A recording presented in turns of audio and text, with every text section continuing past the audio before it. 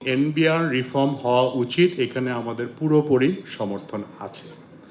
এই প্রক্রিয়াটা কি হবে, এটা কিভাবে হবে, এটা যারা সংশ্লিষ্ট স্টেক হোল্ডার আমরা যেটা লিখেছি তাদের সাথে আলাপ আলোচনা করে তাদের মতামত নিয়ে আমরা মনে করি একটা সমাধান খুঁজে পাওয়া সম্ভব। আমরা জানি যে এনবিআরে সৎ এবং কর্মঠ এবং দেশপ্রেমী অফিসার আছেন, তাদের ভবিষ্যৎ কি হবে এটা তাদের জন্য একটা ন্যায্য প্রশ্ন। এটা অবশ্যই আলাপ করার একটা জায়গা থাকতে হবে। আপনি যে প্রশ্নটা বললেন আস্থার অভাব, এখানে যদি ব্যবসায়িক কমিউনিটিকে ডাকা হয় আই এম শিওর আমরা হাতে গিয়ে আসবো, কিন্তু আমাদের তো বলা হয়নি।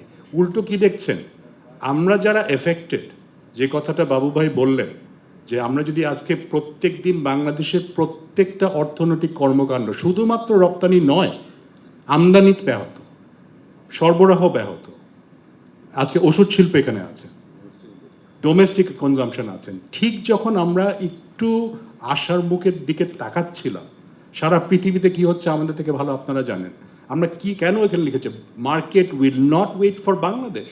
আমরা কি সিগন্যাল দিচ্ছি যে একটা দেশে পুরো কাস্টমস বন্ধ হয়ে যেতে পারে? আমার জানা মতে পৃথিবীতে অন্য কোনো দেশে এরকম উদাহরণ নাই যুদ্ধ ছাড়া। এটা হতে পারে না, এটা একটা বড় বিপর্যয় আমাদের জন্য। সেই জন্য আজকে আমরা সম্মিলিতভাবে আমরা নেতৃবৃন্দ এখানে এসেছি আপনাদের সামনে। অবশ্যই আমরা মধ্যস্থতা না, এটা আমাদের সার্ভাইভালের প্রশ্ন। আমরা চাই কোনো সমস্যা যে টেবিলে বসে সমাধান করা যায় না, এটা আমরা বিশ্বাস করি না। In good faith, without precondition বসতে হবে, কথা শুনতে হবে, কিছু ছাড় দিতে হবে। কিন্তু দুটো জিনিস, প্রথমেই যেটা ফারিস ভাই বলেছেন, এনবিআর এর সংস্কার হতে হবে। আমি ব্যক্তিগতভাবে অনেক এনবিআর অফিসের সাথে কথা বলেছি, ওনারাও চাচ্ছেন যে সংস্কার হোক, নাসিম ভাই সংস্কার হোক, কিন্তু আমাদের সাথে আলাপ করেন আমাদের ভবিষ্যৎ কি।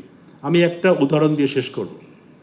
আমি একজন ইয়াং ফার্স্ট সেক্রেটারির সাথে কথা বলেছি একটা অফিসে দাঁড়িয়ে।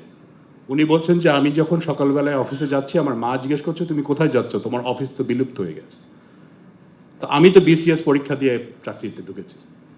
একটু আগে যেটা বলা হয়, কারো নামে যদি কোনো নির্দিষ্ট অ্যালিগেশন প্রমাণিত হয় সে করাপ্ট, তার বিরুদ্ধে আপনি অ্যাডমিনিস্ট্রেটিভ অ্যাকশন নেন আইন অনুযায়ী, কিন্তু সবাই তো খারাপ না।